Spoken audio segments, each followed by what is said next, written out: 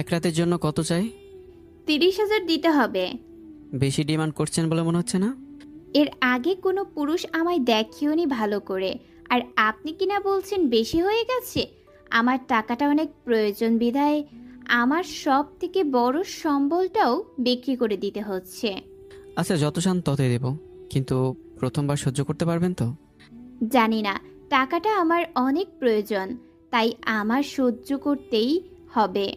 আচ্ছা ঠিক আছে, বলেন কোথায় গাড়ি পাঠাতে হবে? গাড়ি পাঠাতে হবে না।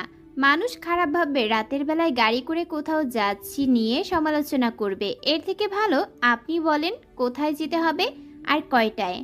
ঠিক 9টায়। খন্দকার বাংলোতে এসে আমাকে একটা কল দিন, তাহলেই হবে। আচ্ছা, আসসালামু আলাইকুম। আচ্ছা বাই। এতক্ষণে কিছুই বুঝতে পারেননি মনে হয়। এখন সব কিছু বলি আপনাদেরকে। আমার নাম হলো নীরব, ওরফে রাফিয়ান রিফাত নীরব। শহরের এক ধনী পরিবারের ছেলে। রাজনীতির নেশা আছে আমার ভেতর শুরু থেকেই।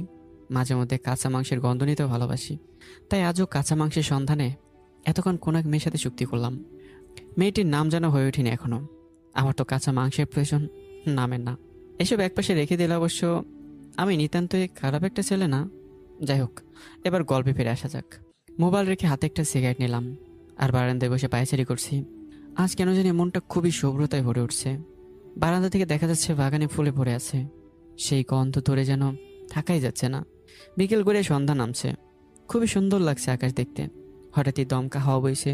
মনে হচ্ছে আকাশটা কীভাবে যেন মন খারাপ করে গেছে। খুব কষ্ট কাতর হয়ে হয়তো চোখ ভিজে উঠছে। ভাবতে ভাবতে বৃষ্টি পড়া শুরু হয়ে গেছে। বারান্দা থেকে ঘরে এসে মোবাইলটা হাতে নিয়ে দেখি প্রায় 8টা বেজে 30 ছুঁই ছুঁই। বৃষ্টি যেন ক্রমশ বেড়েই চলেছে। মেয়েটার কথা মনে পড়ে গেল। তার তো আসার মাত্র 30 মিনিট বাকি। একটা কল দিয়ে দেখি। ভাবতে ভাবতে কল লিস্টের প্রথম নাম্বারটাই ডায়াল করলাম। 2বার বাজার পরে রিসিভ